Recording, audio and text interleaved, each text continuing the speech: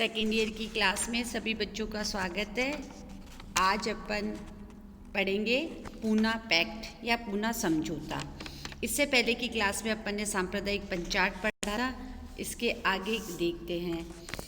सांप्रदायिक पंचाट की घोषणा के समय गांधी यरवदा जेल में थे। इस घोषणा के अनुसार दलित वर्ग को अपने प्रतिनिधि चुनने के लिए पृथक चुनाव प्रणाली की सुविधा दी गई थी, जो मैंने आपको पिछली क्लास में पढ़ाया था। हरिजनों को हिंदुओं से अलग करने और हिंदुओं की एकता नष्ट करने के सरकार के प्रयास से गांधी को गहरा धक्का लगा। अतः 20 सितंबर 1932 को उन्होंने सांप्रदायिक पंचाट के विरोध में जेल में ही आमरण अनशन शुरू कर दिया, जिससे गांधी का स्वास्थ्य तेजी से गिरने लगा और उनकी तबीयत खराब होने लगी। किंतु सरकार ने कोई ध्यान नहीं दिया।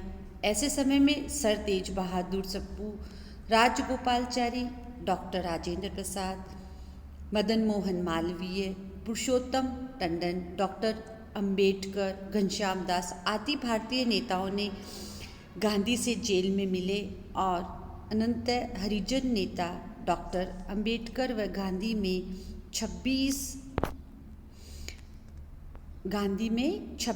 सितंबर 1932 को एक समझौता हुआ, जो पूना समझौता के नाम से विख्यात हुआ। यही पूना पैक्ट भी कहलाता है और पूना समझौता, जो गांधी और डॉक्टर अंबेडकर के बीच में हुआ था 26 सितंबर 1932 को। ये ऑब्जेक्टिव क्वेश्चन भी है बच्चों, ध्यान रखना। इस समझौते के द्वारा आपत्तिजनक अंग को सांप्रदायिक पंचाट से हटा लिया गया। इसी दिन गांधी ने अपना अनशन तोड़ दिया। ब्रिटिश सरकार ने भी समझौतों को स्वीकार कर लिया। पूना समझौते की कुछ शर्तें थी, जो मैं आपको यहाँ पर बताती हूँ। पहली थी, हरिजनों के लिए पृथक निर्वाचन पद्धति का परित्याग कर दिया गया। उनके लिए निर्धारित संख्या में सीटें सुरक्षित कर दी गई। दूसरा था, सांप्रदायिक पंचाट की तुलना में इस समझौते में हरिजनों को दुगने से भी अधिक स्थान दिए गए। तीसरा था, यह भी निश्चित हुआ कि पहले उस चुनाव क्षेत्र में हरिजन वर्ग के सभी मतदाता अपने वर्ग के 4 उम्मीदवारों का चुनाव करेंगे। बाद में हिंदू और हरिजन संयुक्त रूप से इन चार प्रत्याशियों में से एक प्रत्याशी चुनेंगे। यह व्यवस्था 10 वर्ष तक रहेगी।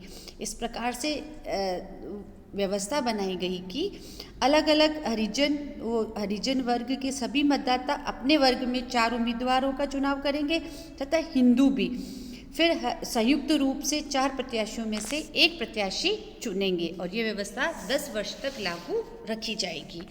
नेक्स्ट था, हरिजनों को सामान्य निर्वाचन क्षेत्रों में मत देने का अधिकार दिया गया। मतलब वो सामान्य निर्वाचन क्षेत्रों में भी अपना मत दे सकते थे।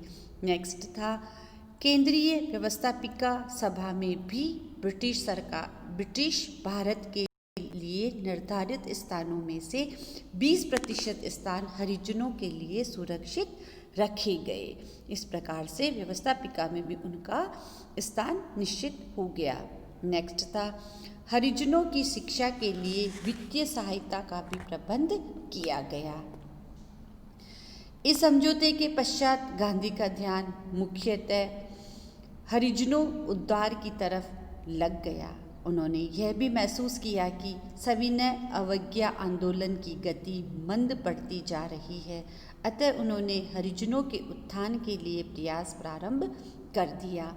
उनके प्रयासों से हरिजनों के लिए कल्याणकारी योजनाएं बनाई गई। अस्पृश्यता निवारण के प्रयास किए गए। गांधी ने अछूतों के लिए उपवास भी रखे और उन्होंने कई जन कल्याणकारी कार्य भी हरिजनों के लिए करे। उन्हें हर क्षेत्र में आगे बढ़ाने के लिए उन्होंने अपनी तरफ से पूरा प्रयास किया। इस समझौते से हरिजनों की दशा में बहुत सुधार हुआ। उन पर होने वाले अत्याचारों में भी कमी आई। ये पूना पैक्ट के नाम से जाना जाता है। धन्यवाद बच्चों। नेक्स्ट क्लास में नए टॉपिक के साथ में अपन मिलेंगे।